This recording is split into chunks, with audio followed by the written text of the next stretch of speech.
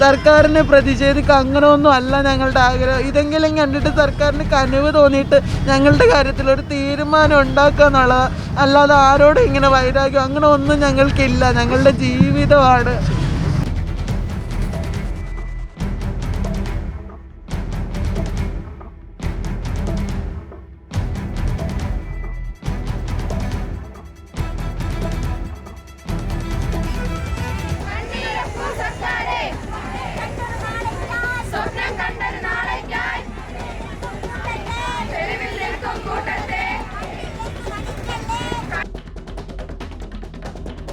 ഇപ്പോൾ സെക്രട്ടേറിയറ്റിന് മുൻപിൽ CPO റാങ്ക് പട്ടികയിൽ വന്ന വനിതാ ഉദ്യോഗാർത്ഥികൾ പ്രതിഷേധിച്ചു കൊണ്ടിരിക്കുന്നത്. ഇനി കുറച്ച് ദിവസങ്ങൾ മാത്രമേ ഇവരുടെ റാങ്ക് ലിസ്റ്റിൻ്റെ കാലാവധി നിലനിൽക്കുന്നുള്ളൂ എന്നത് ഏറെ പ്രധാനപ്പെട്ട ഒരു കാര്യം തന്നെയാണ്. ഞാൻ ഈ ഫിസിക്കലിലൊക്കെ പോകുന്ന സമയത്ത് എൻ്റെ കുഞ്ഞിനെയൊക്കെ നോക്കിയിരുന്നു. എൻ്റെ അച്ഛനും അമ്മ അവരുടെ എല്ലാം പ്രതീക്ഷ എന്താ, ഈ ജോലി കിട്ടും, ജീവിതം രക്ഷപ്പെടുമെന്നല്ലേ.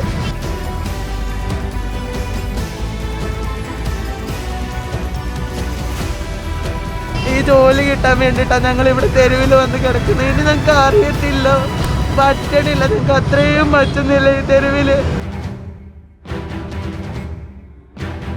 ക്യാമ്പിൽ എക്സസ് ആണെന്ന് പറയുന്നത്. ക്യാമ്പിൽ നിന്ന് അവർ അങ്ങോട്ട് മാറ്റിയാൽ തന്നെ ക്യാമ്പിൽ വേക്കൻസി വരുത്തില്ലേ? ഞങ്ങൾക്ക് അത്ര അർഹതപ്പെട്ടതല്ല ചോദിക്കുന്നത്. വേക്കൻസി ഉണ്ട്, അതിന് ഞങ്ങളുടെ ലിസ്റ്റിന് പരമാവധി നിയമനം നൽകുക എന്നുള്ളതാണ് ഞങ്ങളുടെ ആവശ്യം.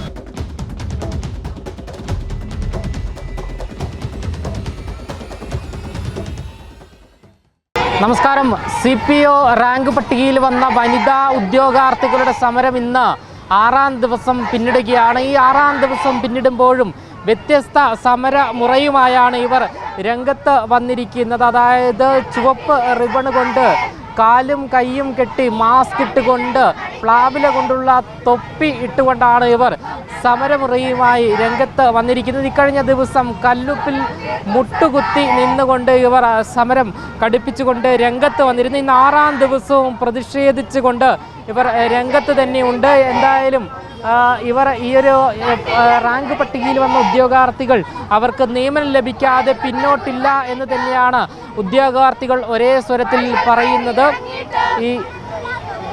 ഈ മുഖ്യമന്ത്രിയുമായി എന്തെങ്കിലും ചർച്ചാ ശ്രമം അങ്ങനെ എന്തെങ്കിലും നടന്നിട്ടുണ്ടോ? ഇല്ല, നടന്നിട്ടില്ല. ഇതുവരെ അങ്ങനെയെങ്കിലും ശ്രമിച്ചിരുന്നു?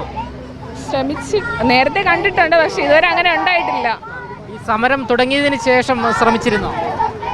ഒരിക്കൽ പോയിട്ടുണ്ടായിരുന്നു, പക്ഷെ അന്ന് അവിടെ മധുരയിൽ മീറ്റിംഗ് ആയതുകൊണ്ട് അവിടെ ആരും ഇല്ലായിരുന്നു. ഇങ്ങനെ ഒരു പ്രതിഷേധം നടത്താനുള്ള കാരണം എന്താണ്? ഈ കൈയൊക്കെ കെട്ടി ഞങ്ങൾക്ക് നിയമനമൊന്നും ഇല്ലാത്തത് കൊണ്ടാണ്, അല്ലാണ്ട് ഇതിപ്പോൾ ലിസ്റ്റിന്റെ കാലാവധി കഴിയുവാൻ വേണ്ടി പോവുകയാണ്. നിങ്ങൾ കോടതിയെ സമീപിക്കുന്നുണ്ടോ ഈ കാലാവധി നീട്ടിക്കിട്ടുവാൻ വേണ്ടി? അങ്ങനെ എന്തെങ്കിലും നിലവിൽ അങ്ങനെ ഒരു തീരുമാനം ഇല്ല. മാക്സിമം നിയമനം ഉണ്ടാകുന്നത് വരെ ഇവിടെ നിൽക്കാനാണ് ഞങ്ങളുടെ തീരുമാനം. ഇനി എന്തായാലും കുറച്ച് ദിവസങ്ങൾ മാത്രമേ ബാക്കിയുള്ളൂ. ഈ 19ാം തീയതി അർദ്ധരാത്രിയോടുകൂടി ഇവരുടെ ലിസ്റ്റിൻ്റെ കാലാവധി അവസാനിക്കുവാൻ വേണ്ടി പോവുകയാണ്. ഇതിന് പിന്നാലെയാണ് ഇവർ പ്രതിഷേധം കടുപ്പിച്ചുകൊണ്ട് ഇപ്പോൾ രംഗത്ത് വന്നിരിക്കുന്നത്. ഇക്കഴിഞ്ഞ ദിവസം കല്ലുപ്പിൽ മുട്ടുകുത്തി നിന്നായിരുന്നു പ്രതിഷേധം. ഇതിനിടെ കഴിഞ്ഞ 5 ദിവസമായി നിരാഹാരമായിരിക്കുന്ന ഒരു ഉദ്യോഗാർത്ഥി കുഴഞ്ഞു വീഴുന്ന അവസ്ഥയും ഉണ്ടായിരുന്നു. 1.5 മണിക്കൂറോളം കല്ലുപ്പിന് മേൽ മുട്ടുകുത്തിയായിരുന്നു CPO ഉദ്യോഗാർത്ഥികൾ ഇക്കഴിഞ്ഞ ദിവസം പ്രതിഷേധിച്ചത്. ഇതിന് പിന്നാലെയാണ് ഇപ്പോൾ വ്യത്യസ്തമായ സമരമുറയുമായി ഇപ്പോൾ സെക്രട്ടേറിയറ്റിന് മുൻപിൽ CPO റാങ്ക് പട്ടികയിൽ വന്ന വനിതാ ഉദ്യോഗാർത്ഥികൾ പ്രതിഷേധിച്ചു കൊണ്ടിരിക്കുന്നത്. എന്തായാലും വ്യത്യസ്ത സാഹചര്യങ്ങളിൽ നിന്നും വരുന്ന ഉദ്യോഗാർത്ഥികളാണ് ഇവർ. കുടുംബ പശ്ചാത്തലം ഉള്ളവരാണ്. ചെറുകിട കുടുംബത്തിൽ പെട്ട ഉദ്യോഗാർത്ഥികൾ എല്ലാവരും തന്നെ ഉണ്ട്. എന്തായാലും ഇനി കുറച്ച് ദിവസങ്ങൾ മാത്രമേ ഇവരുടെ റാങ്ക് ലിസ്റ്റിൻ്റെ കാലാവധി നിലനിൽക്കുന്നുള്ളൂ എന്നത് ഏറെ പ്രധാനപ്പെട്ട ഒരു കാര്യം തന്നെയാണ്. അതിനുള്ളിൽ തന്നെ ഇവരുടെ വിഷയം മുഖ്യമന്ത്രി തലത്തിൽ ചർച്ച ചെയ്ത് പരിഹരിക്കണം എന്ന് തന്നെയാണ് ഉദ്യോഗാർത്ഥികൾ ഒരേ സ്വരത്തിൽ പറഞ്ഞുകൊണ്ടിരിക്കുന്നത്. എന്തായാലും അനുഭാവപൂർണമായ ആശാവർക്കർമാരുടെ വിഷയത്തിലാണെങ്കിൽ ഇന്ന് 57ാം ദിവസം പിന്നിടുകയാണ്. എന്നിട്ടും അനുഭാവപൂർണമായ ഒരു നിലപാട് നമ്മുടെ സംസ്ഥാന സർക്കാർ സ്വീകരിക്കാൻ തയ്യാറായിട്ടില്ല. ഇതിന് പിന്നാലെ തന്നെയാണ് CPO റാങ്ക് പട്ടികയിൽ വന്ന വനിതാ ഉദ്യോഗാർത്ഥികളും സമാനമായ രീതിയിൽ സമരം കടുപ്പിച്ചുകൊണ്ട് ഇപ്പോൾ 6ാം ദിവസവും രംഗത്ത് വന്നുകൊണ്ടിരിക്കും. നമുക്ക് ഈ ദൃശ്യങ്ങളിൽ കാണുവാൻ സാധിക്കും, നിരാഹാരം കിടന്നുകൊണ്ട് 2 ഉദ്യോഗാർത്ഥികൾ ഇവിടെ കിടക്കുന്നുണ്ട്. ഇക്കഴിഞ്ഞ ദിവസം മറ്റൊരു ഉദ്യോഗാർത്ഥി കുഴഞ്ഞു വീഴുന്ന സാഹചര്യവും ഉണ്ടായിരുന്നു. എന്തായാലും പൊതുസമൂഹത്തിന് മുന്നിൽ വലിയൊരു സന്ദേശം തന്നെയാണ് ഈ ഒരു സമരം വിളിച്ചോതുന്നത്. കാരണം നമ്മുടെ ഈ സംസ്ഥാന സർക്കാരിൻ്റെ ഈ CPM ഭരിക്കുന്ന ഈ ഭരണകാലത്ത് CPO റാങ്ക് പട്ടികയിൽ വന്ന 13,000-ൽ പരം യുവാക്കൾ ഇക്കഴിഞ്ഞ വർഷം ഇവിടെ സമാനമായ രീതിയിൽ സമരം നടത്തിയിരുന്നു. എന്നാൽ അവരുടെ റാങ്ക് ലിസ്റ്റിൻ്റെ കാലാവധി തീരുന്നതിന് മുൻപേയും തന്നെ ഒരു നിയമനം നടത്തിയിട്ടില്ല എന്നതാണ് യാഥാർത്ഥ്യം. ഇതിന് പിന്നാലെയാണ് ഇക്കഴിഞ്ഞ ആഴ്ച സമാനമായ രീതിയിൽ വനിതാ ഉദ്യോഗാർത്ഥികളും സെക്രട്ടേറിയറ്റിന് മുൻപിൽ സമരം കടുപ്പിച്ചുകൊണ്ട് രംഗത്ത് വന്നിരിക്കുന്നത്. കേരളത്തിൻ്റെ സാഹചര്യമാണിത്. കാരണം യുവാക്കൾ എല്ലാവരും തന്നെ വിദേശത്തേക്ക് പോകുന്ന, അതായത് തൊഴിൽ ലഭിക്കാത്ത സാഹചര്യത്തിൽ വിദേശത്തേക്ക് പോകുന്ന ഈ ഒരു അവസ്ഥയ്ക്ക് കാരണം കേരളത്തിൽ തൊഴിലില്ലായ്മയാണോ അല്ലെങ്കിൽ മറ്റെന്തെങ്കിലും സാഹചര്യമാണോ എന്നുള്ളതെല്ലാം തന്നെ എന്നുള്ള സംശയങ്ങളെല്ലാം തന്നെ നിലനിൽക്കുന്നു. എന്തായാലും ഇനി സമരം 6ാം ദിവസം പിന്നിടുമ്പോഴും പ്രതിഷേധം കടുപ്പിച്ചുകൊണ്ട് തന്നെ ഇവർ മുന്നോട്ട് പോകുമെന്ന് തന്നെയാണ് വ്യക്തമാക്കുന്നത്.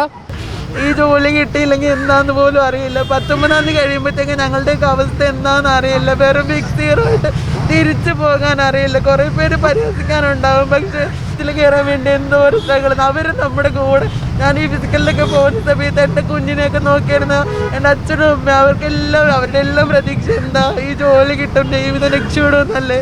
ഈ ജോലി കിട്ടാൻ വേണ്ടിയിട്ടാണ് ഞങ്ങളിവിടെ തെരുവിൽ വന്ന് കിടക്കുന്നത്. ഇനി ഞങ്ങൾക്ക് അറിയത്തില്ല, പറ്റണില്ല, ഞങ്ങൾക്ക് അത്രയും പറ്റുന്നില്ല ഈ തെരുവിൽ.